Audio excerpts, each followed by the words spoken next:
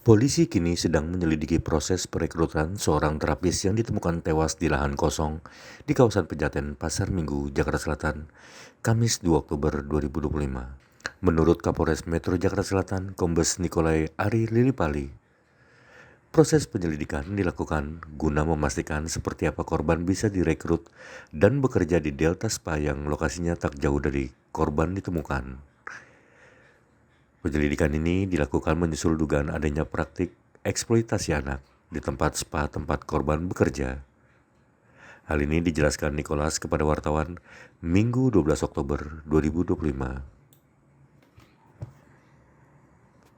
Terkait dengan kasus yang terjadi pada tanggal 2 Oktober 2025 di sekitar Pasar Minggu, itu sampai saat ini masih dalam tahap penyelidikan. Kita harus memastikan korban ini bagaimana pada saat perekrutan, sampai kita harus tahu semua dulu, baru kan ada langkah-langkah yang harus kita lakukan. Berikutnya kita juga harus pastikan bahwa korban ini dia meninggal, penyebab meninggalnya karena apa.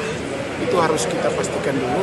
Untuk itu kita harus masih menunggu hasil otopsi dari puslapor, dan dari hasil otopsi itu kita akan melakukan pendalaman dan kita akan melakukan gelar perkara dan kita akan memutuskan bersama penyebab kematiannya, apa alasan dari penyebab kematian secara pasti. Kalau setelah dari itu baru kita melakukan dugaan-dugaan lain terhadap korban itu sendiri. Pak, kemarin pihak keluarga korban sudah melaporkan kasus ini, Pak. Mereka bilang ada dugaan korban ini ingin keluar dari tempat kerjanya, namun dikenakan biaya gitu, Pak. Iya, itu informasi baru sepihak dari pelapor, dari keluarga korban. Kita terus mendalami itu. Kita akan melakukan penyelidikan secara mendalam apakah informasi ini benar atau tidak. Ya, jadi kita terus menerima informasi itu dan kita lakukan penyelidikan secara mendalam terkait dengan informasi yang diberikan atau keterangan yang diberikan oleh keluarga korban, dan ini adalah saudara kandung, kakak kandung daripada korban itu sendiri.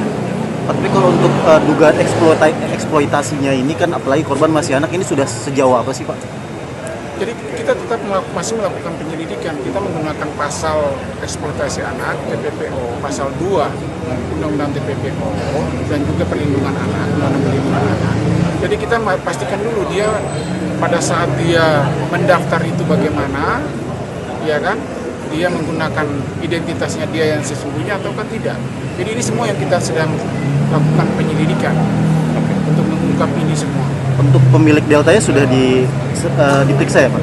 Dari pihak manajemen, dari karyawan yang ada kan sudah 15 saksi yang kita periksa. Kita sedang memanggil lagi dari orang-orang atau lingkungan-lingkungan yang terkait dengan si korban ini.